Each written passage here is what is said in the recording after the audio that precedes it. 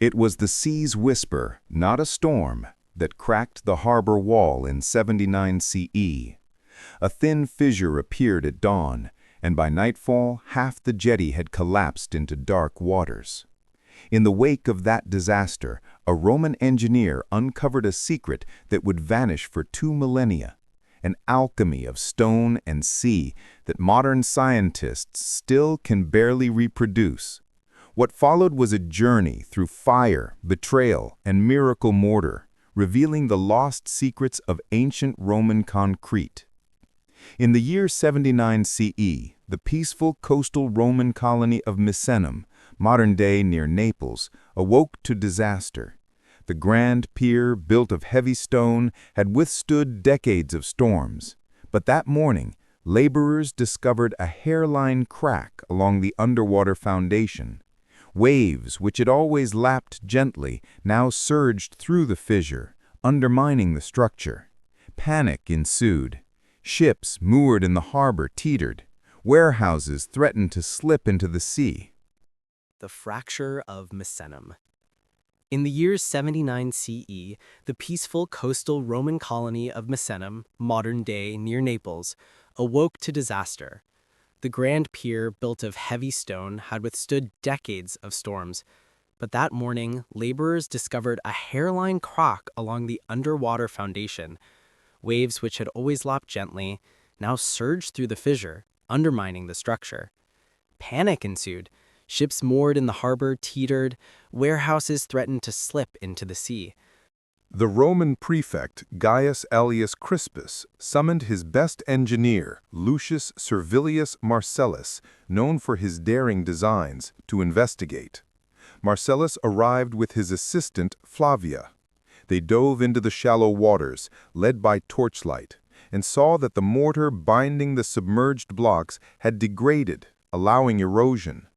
But amidst the ruin, mariner gossip whispered of an older construction, deeper below, that had endured for centuries. Could the harbor rest on something more ancient? The old mason's memory. Marcellus and Flavia traveled inland, seeking the reclusive mason Gaius Septimus, who was rumored to know ancient techniques.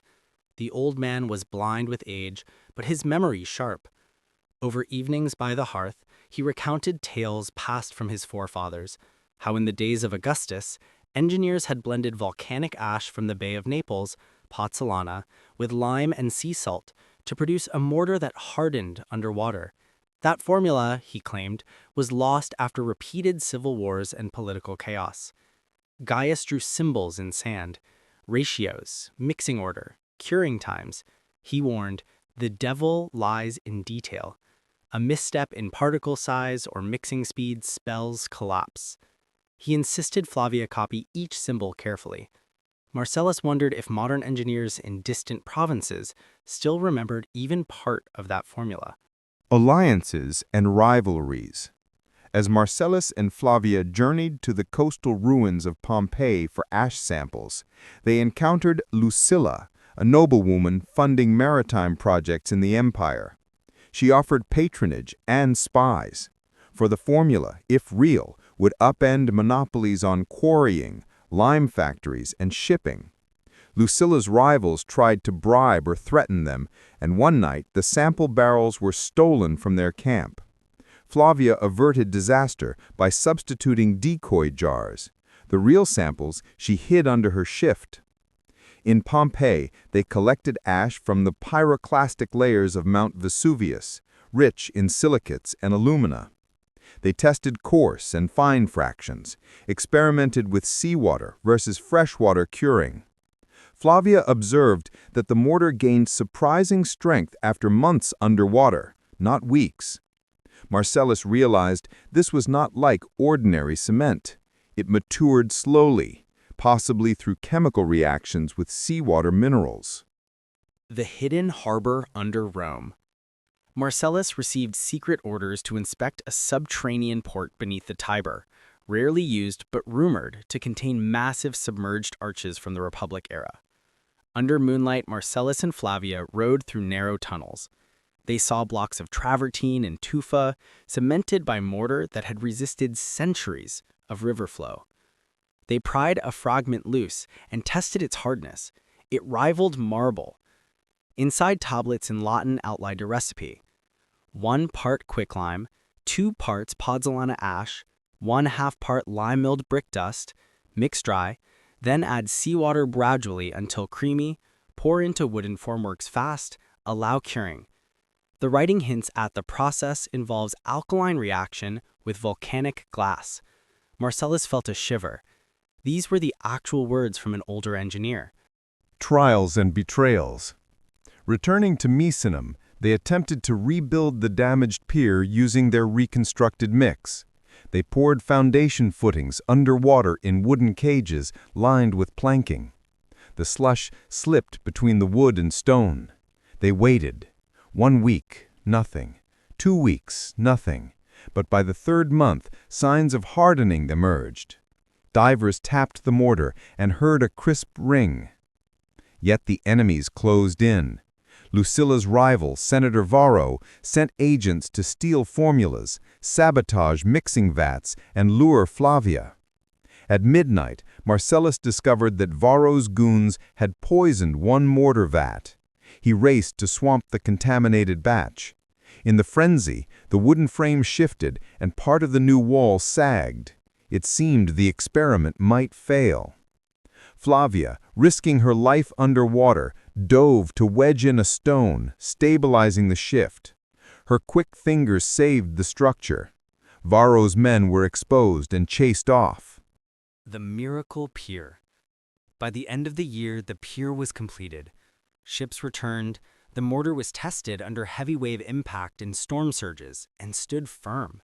Word spread through the empire that this new concrete was stronger than masonry. Engineers from Ostia, Alexandria, and Carthage came to study.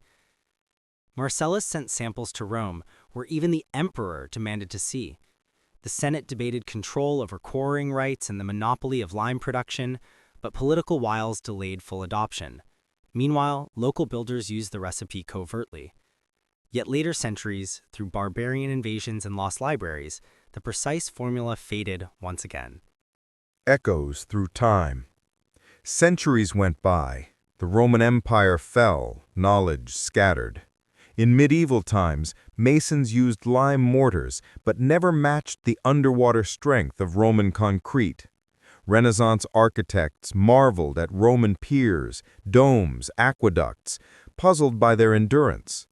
Attempts to replicate them in the 18th and 19th centuries failed. Fast forward to modern times.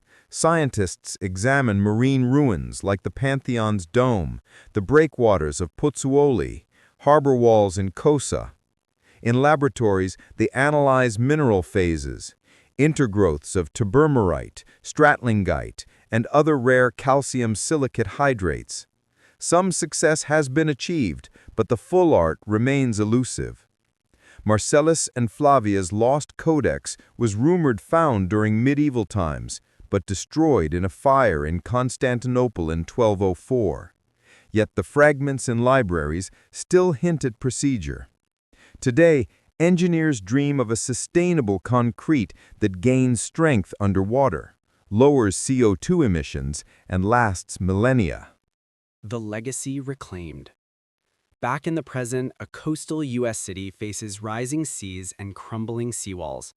An American material scientist, Dr. Ilana Raj, stumbles on references in ancient manuscripts to Servilius's lost mix. She partners with marine engineers to reconstruct the recipe, tracing volcanic ash analogs from Hawaiian and Pacific islands. They succeed in test piers with underwater curing. The modern version is inspired by Roman technique, but improved with nanomaterials and sensors. Thus, the ancient secret, once lost, finds new life, bridging eras from 79 CE to 21st century climate resilience. And in that continuity, the ghost of Marcellus whispers, sometimes the past holds the sustainable future. Speaker 1. Hello, we're excited to show you our native speech capabilities. Where you can direct a voice, create realistic dialogue, and so much more. Edit these placeholders to get started.